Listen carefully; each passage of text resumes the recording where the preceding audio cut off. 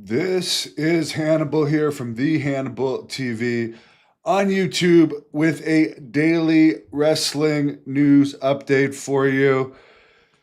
As far as Ben Askren, let's just go to a quick MMA news update. He has a very serious staph infection and has been in the hospital now for quite a while.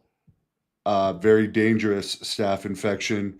Apparently, he has lost a lot of muscle and there's been a lot of physical damage, so it's unlikely he's ever going to wrestle again, as he was supposed to be in Hulk Hogan and Eric Bischoff's Real American Wrestling.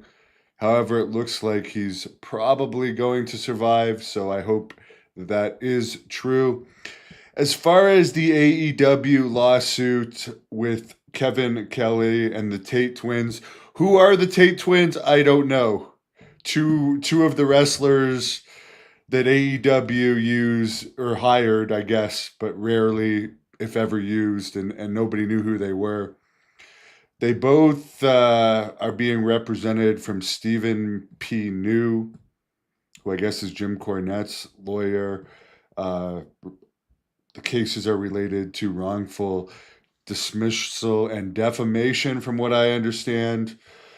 Kevin Kelly and the Tate twins, the ruling at the lawsuit yesterday was that it is going to go to arbitration because I guess in AEW's contracts, and I guess this is also with Nick Nemeth. Nick Nemeth's, or not Nick Nemeth, Ryan Nemeth, he's also suing AEW, and AEW is suing him.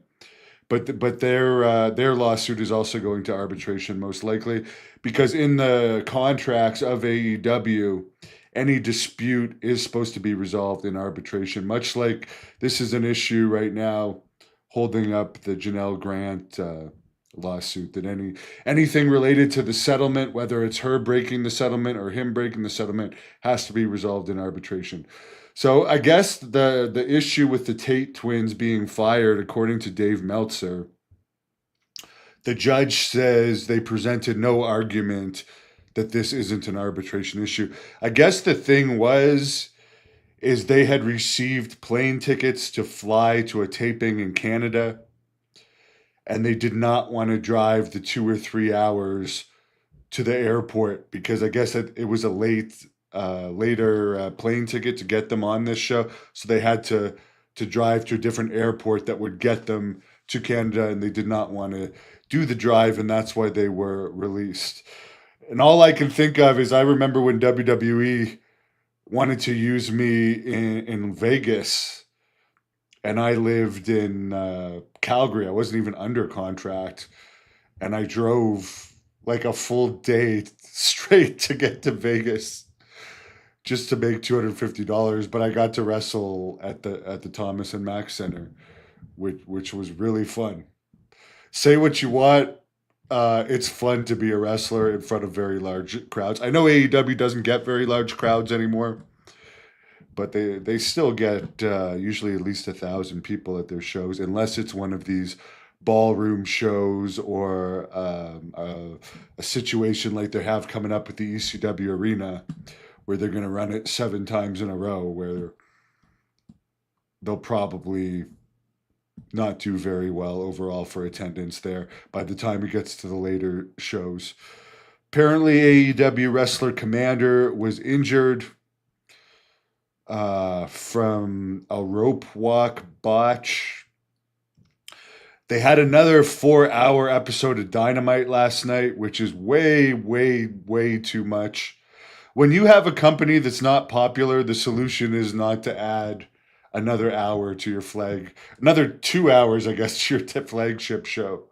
It's not going to make people want to watch it more. But apparently they had Will Ospreay versus Swerve, and they weren't really getting across. They went to a draw. Everyone loves draws. In a fake sport, everyone loves log matches that ended a draw.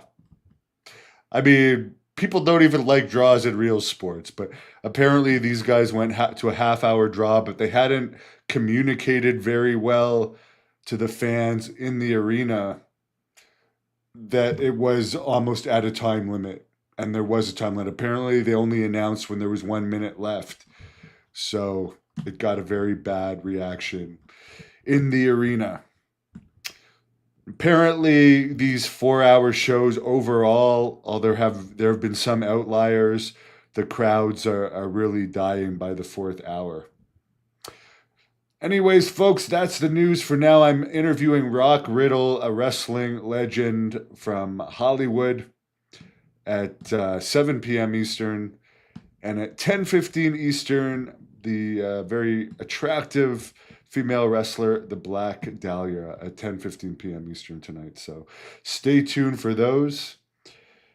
And I have to go hit the weights at the gym because I'm getting in shape right now for my Blood Hunter Thirst and Rage movie that I'm also doing a bunch of work for today. We have one of these celebrities for it locked in 100%, and there's going to be 2 or 3 other celebrities.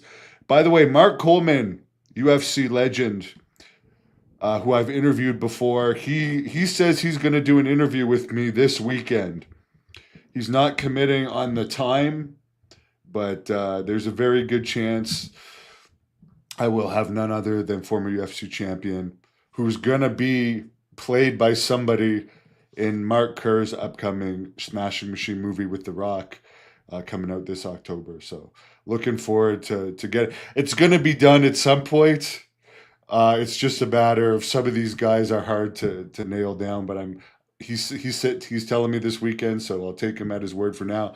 Follow us on YouTube, Facebook, Instagram, and Twitter at The Hannibal TV. Good day to you, Tony. Yeah, I don't think you're going to ever see the Blood Hunter actually wrestle again other than in movies, which the actual movie that we're working on is more of a pilot for a series that's going to be on this channel, with new episodes coming out every month or 2 if the first one gets a lot of hits.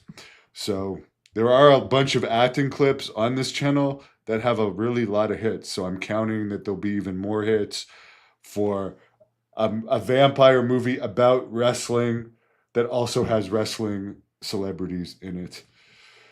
Gunther is the best I've seen in a long time. Jammer likes him.